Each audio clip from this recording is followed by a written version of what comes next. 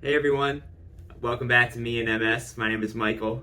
This week we're going to pick up on my story. For this chapter, unlike the other two chapters, it starts with a change on my own volition, not necessarily a change due to my disease and having to switch medication or anything like that. Like I was saying, I turned 30 and I literally moved that day from DC to Charleston.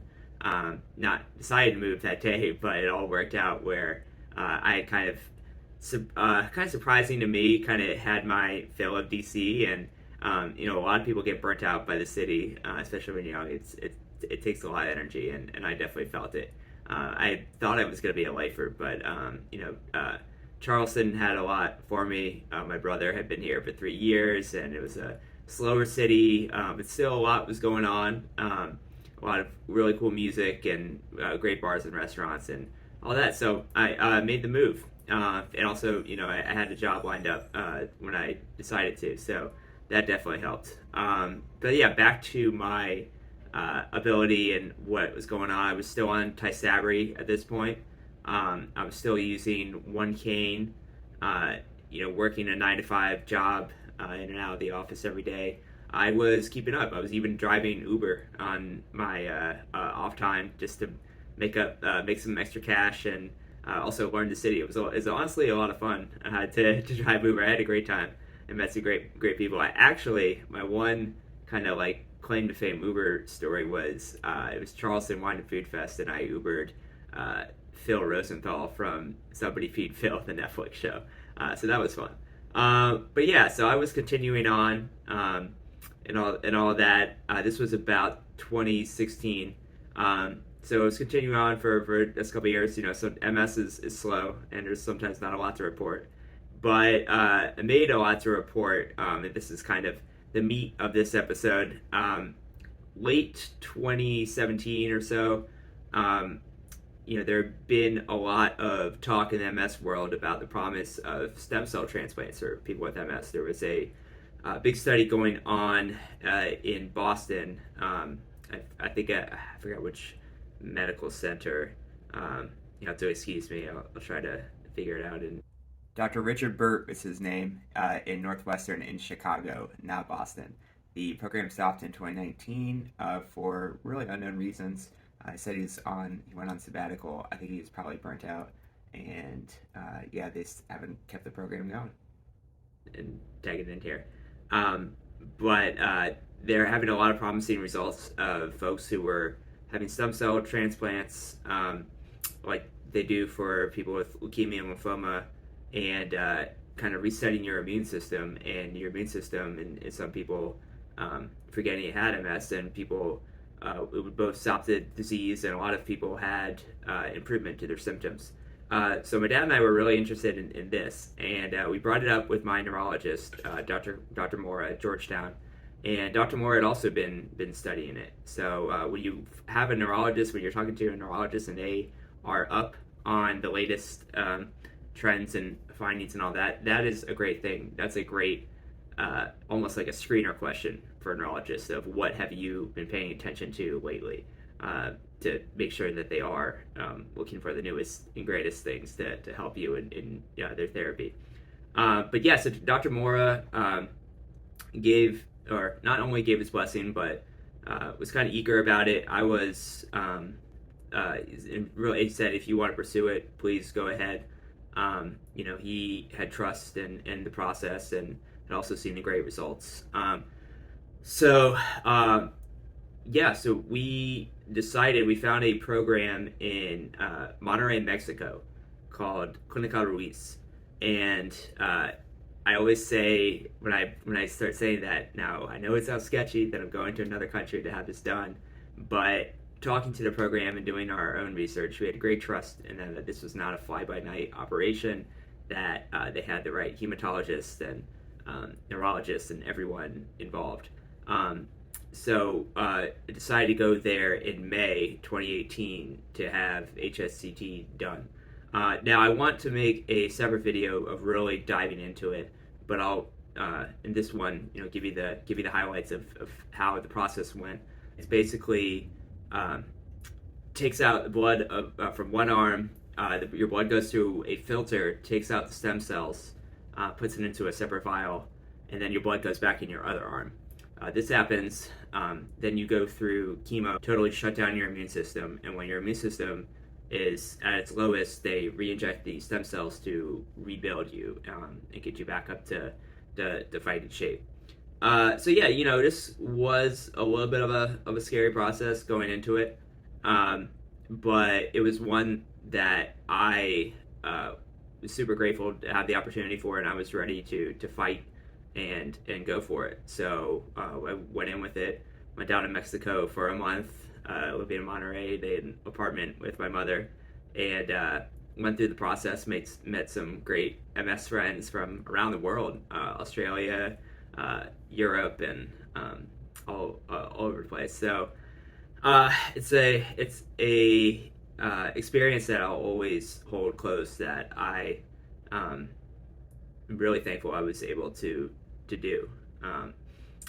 Coming back from that, I lost all my hair, so I spent the summer regrowing it, and came in kind of short, almost curly, and really darker. It was kind of funny. But shortly after that, also, because part of the process is at the end they give you rituximab. The therapy Ocrevus for MS is actually based on rituximab. So my doctor, Dr. Morris, decided it would make sense to switch to Ocrevus at this point. So I was now getting Ocrevus, and Ocrevus is an even more convenient therapy than Tysabri. You only go get an infusion once every 6 months, and this stabilizes you. And I'm still on it. I've never had any reactions or anything like that. So I've been taking Ocrevus ever since, I guess that was November 2018, the 6 months after that, rituximab. So since all of that, I returned back to, my previous state of being, as active as I could be, driving and dating and going to shows and going out around town.